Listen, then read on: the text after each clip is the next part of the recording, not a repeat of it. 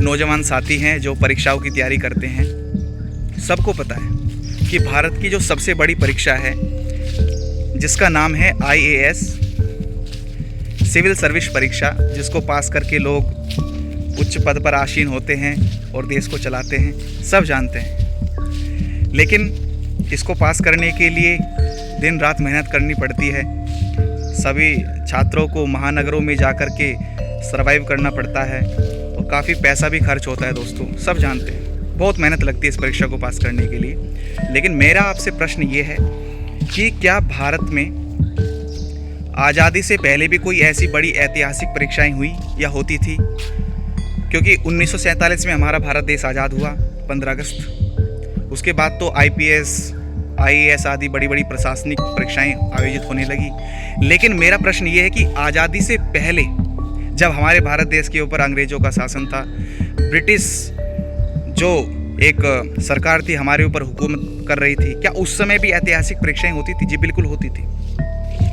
यही IAS परीक्षा का नाम उस समय ICS नाम से जाना जाता था। ICS, जिसको हम बोलते हैं इम्पीरियल सिविल सर्विस, जिसका अर्थ भी वही होता है, प्रशासनिक रूप से कार्य करना।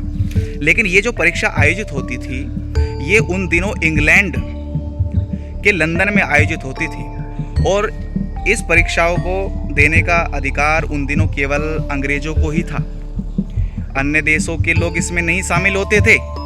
लेकिन फिर भारत देश के लोग भी वहाँ पर लंदन में परीक्षाएं देने जाने लगे और बहुत सारे ऐसे लोग भी हुए जिन्होंने इस परीक्षा को पास किया। भारत के लोग थे, जिनमें से एक थे हमारे सत्येंद्र नाथ टैगोर, और उसी सूची में नाम आता है सुभाष चंद्र बोस जी का, जो हमारे आइडल हैं, क्रांतिकारी हैं, आप सब जानते हैं, जिन्होंने आज़ाद हिंद की फ़ौज की स्थापना भी की, जर्मन में भी रहे।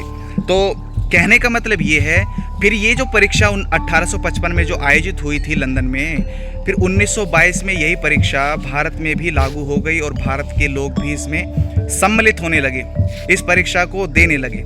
लेकिन फिर भी इसका नाम क्या रहा? ICS ही रहा। ICS जब परीक्षा 1922 में भारत में लागू हुई, उन दिनों बहुत सारे नवयुवक, नौजवान लोग इसकी तैयारी करने लगे और सिलेक्शन लेने लगे।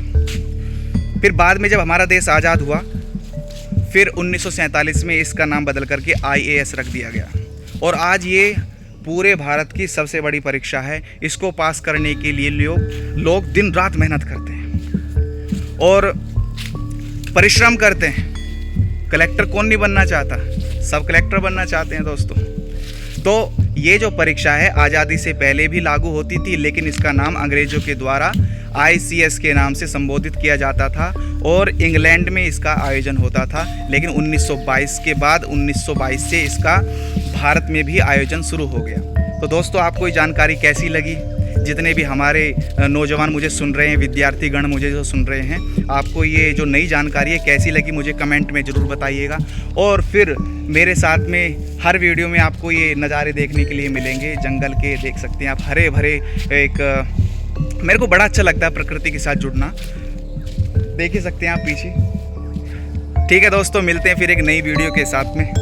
तब तक के लिए नमस्कार, जय हिंद, जय भारत।